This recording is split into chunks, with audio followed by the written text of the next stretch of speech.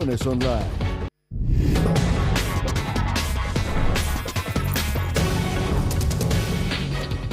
Aquí comienza la revisión de la agenda económica PM de este jueves en CNN Chile y que como primer tema tenemos lo que marcó la agenda del miércoles.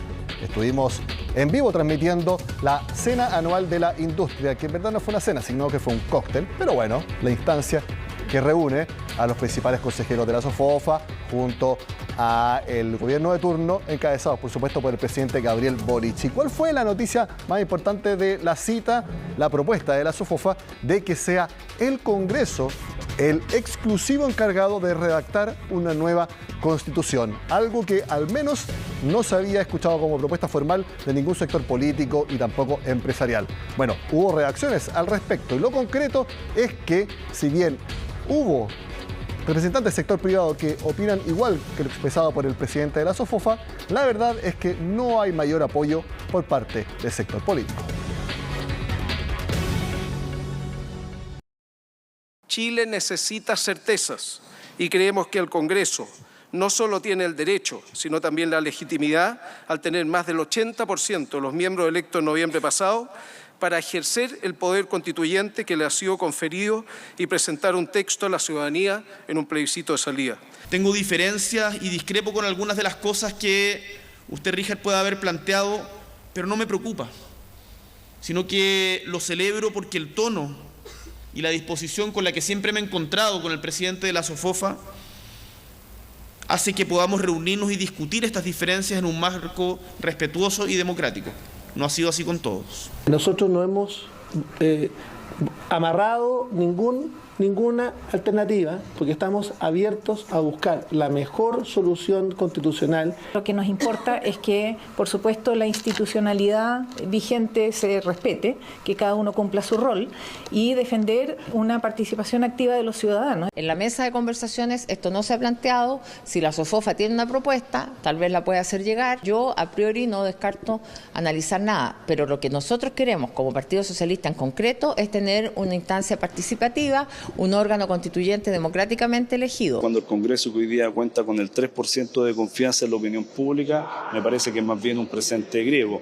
No, la opinión de la democracia cristiana es que tiene que ser un organismo electo democráticamente, 100% elegido por la ciudadanía. Otro tema obligado en la junta de la SOFOFA fue la quiebra de la constructora Claro Vicuña Valenzuela y en general del momento de la construcción y del mercado inmobiliario. Bueno, GFK informó este jueves cómo estuvo la venta de viviendas nuevas en el Gran Santiago durante el tercer trimestre. Caída fuerte de 38%. Y precisamente para impulsar la venta de viviendas en nuestro país, el gobierno dispuso 4 medidas que pasamos a revisar. Una ya había sido informada, que va a haber garantía estatal hasta por el 10% del valor de una vivienda con un tope de valor de 4.500 UF. Garantía estatal hace que sea más barato el crédito. También se aplaza en 2 años la eliminación del crédito del IVA, que es parte de la reforma tributaria. Bueno, se aplaza en 2 años. Se dan beneficios tributarios para empresas que quieran donar terrenos para construcción de viviendas sociales. Y por último, se plantean cambios a lo que se denomina un seguro para el remate de viviendas sociales. Mejor que eso lo explique el ministro de Hacienda. Respecto del seguro de remate que actualmente existe en la actualidad, este seguro de remate tiene poco impacto en la disponibilidad crediticia para viviendas sociales y por lo tanto se proponen 2 modificaciones. La primera es extender el seguro a un 100% de la diferencia entre el producto de la subasta y el saldo insoluto de la deuda para los tramos de entre 1.600 y 2.800 UF. Se revisarán los requisitos de provisiones disponibles cuando exista este seguro remate, lo que se ha conversado con la CMF y eventualmente tendría como implicancia una reducción del costo del crédito hipotecario de 50 puntos base. Estamos diciendo a todas las empresas, piensen dentro de su política con los trabajadores y el aporte al déficit habitacional en el país, piensen de que aportando un terreno, poniéndose de acuerdo con los trabajadores, se puede construir vivienda para los trabajadores. Esto es válido para el sector público y para el sector privado. Y en tercer lugar, lo que estamos diciendo es que lo que nos han planteado todos los grupos empresariales y todas las empresas, de que el fin iba a la construcción de esta franquicia tributaria que existía, va a tener más gradualidad y por lo tanto va a terminar completamente recién, como decía el ministro, del año 2027. Por supuesto que es muy importante conocer la opinión de la Cámara Chilena de la Construcción respecto a estas propuestas de vivienda del gobierno. Pasamos a revisar lo que opinó el presidente Antonio Errázuriz. Los anuncios son buenas noticias para el sector y para el país, porque no solo buscan incentivar la compra de viviendas, sino que también ayudarán a disminuir el déficit habitacional. En el conjunto se va a favorecer directamente a familias vulnerables, de grupos emergentes y también de clase media. La siguiente parte del comunicado también es muy importante porque tiene que ver con la crisis que afecta a la construcción. Veamos la segunda parte, eso, el comunicado. Muy bien. La Cámara espera que estas medidas sean un paso importante para avanzar con mayor rapidez, como les decía, hacia disminuir el déficit habitacional. Y también algo muy importante, pagar montos adeudados, reajustar contratos en ejecución, crear líneas de financiamiento y disminuir la burocracia son otras medidas que el Estado debería implementar. Aquí aprovechó la oportunidad la Cámara para pasar un petitorio, obviamente relacionado a la quiebra de Claro, Vicuña y Valenzuela. Cambiamos completamente de tema porque en cualquier momento de esta semana, yo creo que ya no, sino que de la próxima, o quizás un poco más, se va a presentar la reforma de pensiones. Y, tal como se esperaba, el principal debate está en qué destino tendrá el 6% de cotización extra. ¿Será todo a solidaridad? Difícil porque no tendría los votos de la oposición, que ahora pide como condición que todo vaya a cuentas individuales. Como eso no está para nada en ningún plan del gobierno, entonces la pregunta es, ¿qué va a pasar con ese 6% de cotización extra? Un 6% de cotización adicional con cargo al empleador y que operará bajo la lógica de un seguro. Fue uno de los puntos que adelantó esta semana la ministra vocera de Gobierno, Camila Vallejo, que contemplará la tan esperada reforma previsional. Una discusión que será ardua para el Ejecutivo en el Congreso, ya que la oposición piden que cualquier aumento de cotización vaya a la cuenta individual del trabajador. Es que el 6% adicional vaya única y exclusivamente a las cuentas individuales de pensiones. No estamos disponibles para que vayan a fondos estatales donde el Estado se haga cargo de estas pensiones, porque este es un sistema que ya fracasó en otros países. Yo creo que la ministra Vallejo enredó un poco las cosas. Los chilenos son los que con mucha fuerza se manifestaron en parte por la propiedad de sus fondos de pensiones, por la heredabilidad. En cuanto a la pensión garantizada universal, según el gobierno, esta cambiará de nombre y aumentará su monto de 194.000 a 250.000 pesos. Sin embargo, Chile Vamos propone también que se presente por separado el proyecto de pensiones en lo contributivo y los perfeccionamientos a la PGU, que incluiría la eliminación del test de afluencia y el requisito de no ser parte del 10% con mayores ingresos de los adultos mayores de 65 años. El gobierno, por su parte, insistió en su negativa que el 10% extra sea para capitalización individual. De que el 6% de cotización de los empleadores vaya a capitalización individual, me parece que es una posición muy extrema, una posición más extrema que el propio proyecto que presentó el gobierno del presidente Piñera. A los parlamentarios de Chile Vamos se sumaron además el PDG y el Partido Republicano, algo que el gobierno no pierde de vista, ya que ahí podrían estar los votos clave. En el oficialismo respaldan los avances del gobierno, asegurando que van en la línea de uno de los principales fundamentos de la futura reforma, aumentar las pensiones de manera inmediata. Hemos dicho que se debe replantear el destino del 6% de cotización adicional y además también hemos manifestado nuestra preocupación por el cálculo de las tasas de recambio. Para abordar la brecha de género, en segundo lugar, para poder contener las lagunas previsionales y en tercer lugar también subir las pensiones de los actuales jubilados y por supuesto aumentar las pensiones de los actuales cotizantes. ¿De cuánto va solidaridad? ¿En qué términos? a quiénes beneficia y de esa forma construyamos un acuerdo para mejorar las pensiones en Chile. Otro de los ejes que ha adelantado el Ejecutivo es que se creará un ente público autónomo para la gestión de inversiones, que permita rentabilizar los ahorros, es decir, el 10% de cotización se mantendrá en cuentas de capitalización individual y el 6% se destinará al nuevo componente colectivo. Va a ser un complemento a las pensiones de aquellas personas que imponen y probablemente considere un aspecto en que va a ayudar a aquellos que tienen menos imposiciones. Un seguro porque va a ser una base de las pensiones de todos. Entonces se va a requerir justificar de manera muy clara y precisa qué cosas no está haciendo hoy día la PGU que ameriten tener que, por otra parte, incrementar las cotizaciones. ¿Y qué pasa con los plazos? Desde La Moneda señalaron que la entrega de la reforma será dentro de los próximos 20 días, iniciativa que no tendrá fácil la llegada al Congreso Nacional, puesto que ese será solo el primer paso de un proyecto que además es visto como una de las cartas que se jugará el Ejecutivo en medio de baja aprobación en las encuestas. Seguimos hablando de pensiones con una muy buena noticia porque me parece que primera vez en el año que todos los multifondos administrados por las AFP rentan positivo. Esto es en lo que va de octubre. El Fondo A lidera con un alza de 1,65%. Se revirtió lo que le mostrábamos la semana pasada y ahora renta positivo el fondo más riesgoso. Lo mismo que el B, 0,94, el C, 0,41 y aquí también están rentando bastante bien los más conservadores. El D, 0,55 y el fondo E, 0,37%. Con esta buena noticia hacemos la pausa en la agenda económica y al regreso hablamos de hidrógeno verde y una modalidad que se las vamos a explicar acá en el programa.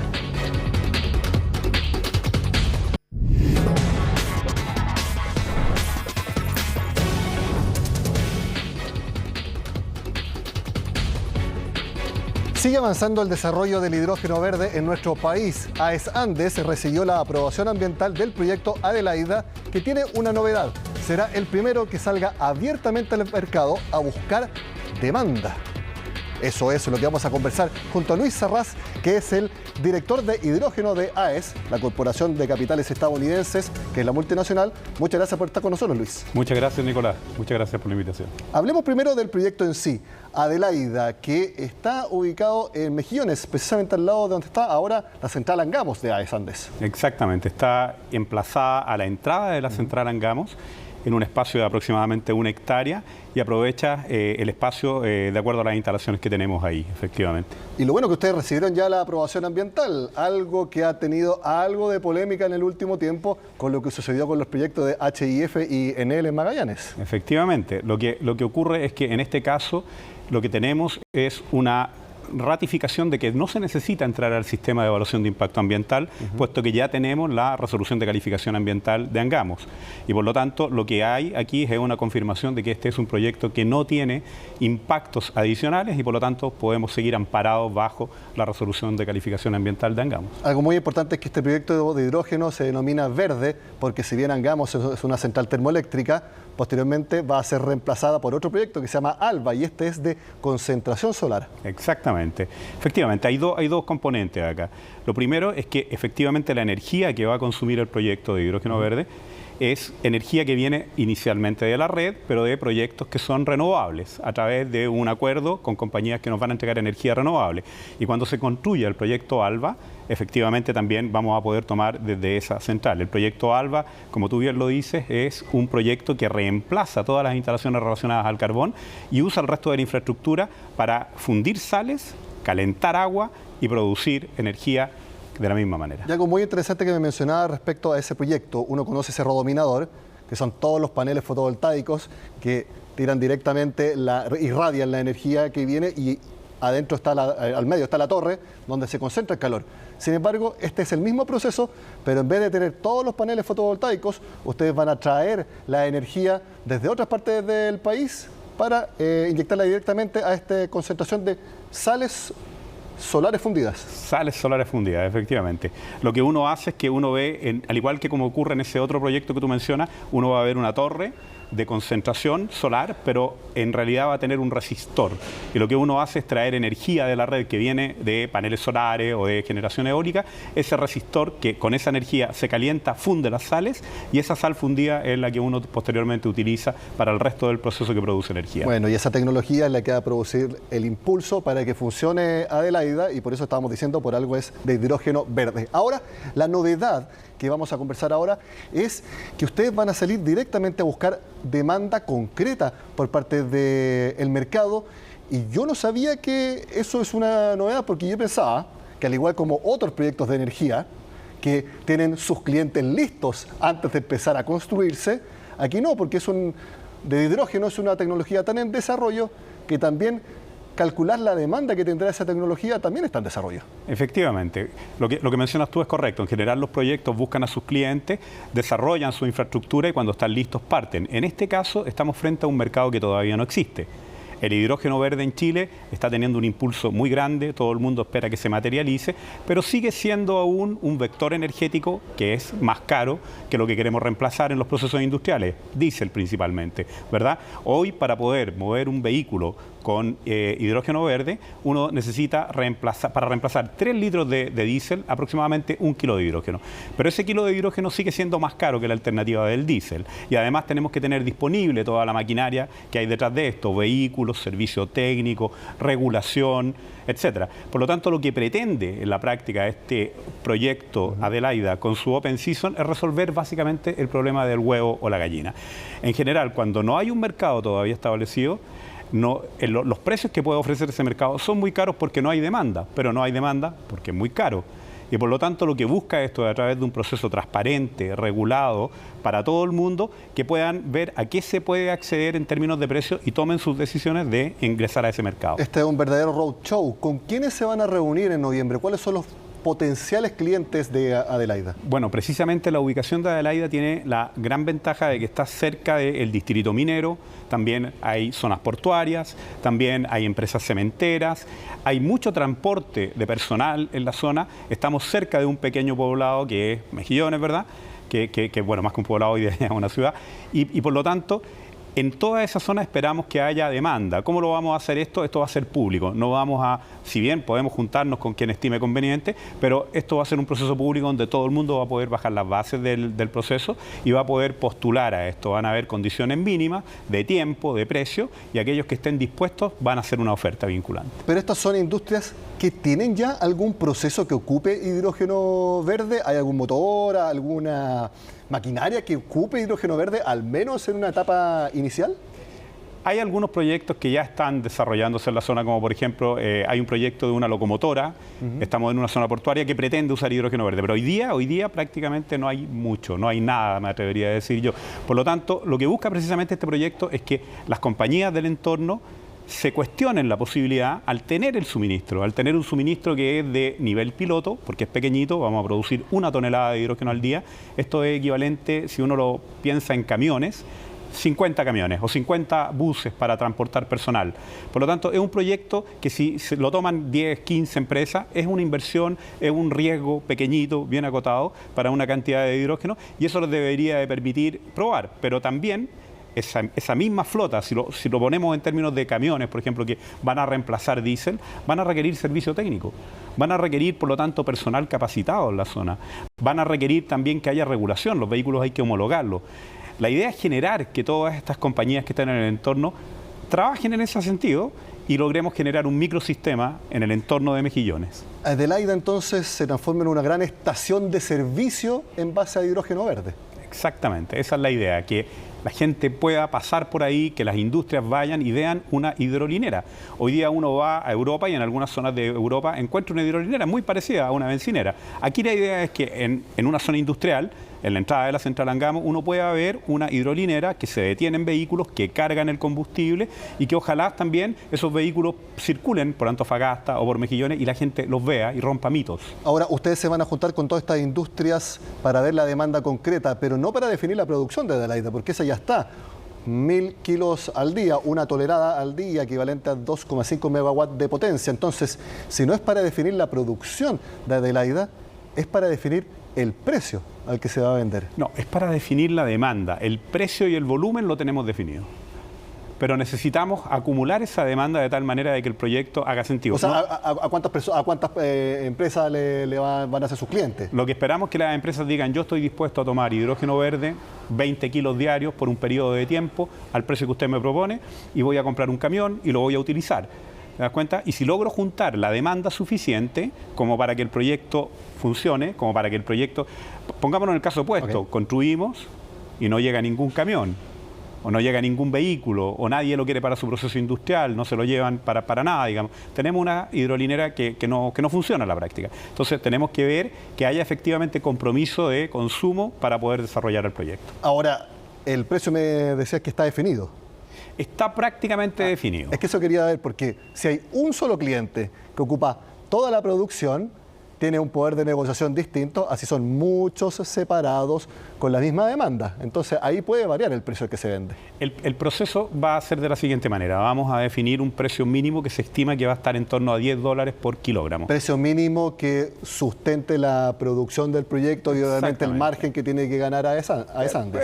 La verdad es que estamos apuntando, y ese es uno de los temas, estamos empujando el mercado, estamos tratando de acelerar y por lo tanto los retornos que esperamos de este proyecto, que es una inversión bastante pequeña, son $10 millones para un proyecto, pensando en que un proyecto de hidrógeno verde de gran escala son miles de millones de dólares, estos son $10 millones de dólares, no estamos esperando grandes retornos. Por lo tanto, el precio que estamos definiendo es un precio que, si bien todavía es más caro que los sustitutos que queremos reemplazar, ¿verdad?, es un precio que es bastante competitivo. $10 por millón de BTU, por kilogramo, es más o menos lo que estamos apuntando. Si uno va a Europa, por ejemplo, en ciudades europeas, en las hidrolineras se vende el hidrógeno a $12 por kilogramo. Entonces, es un precio que no gatilla el mercado, pero es competitivo.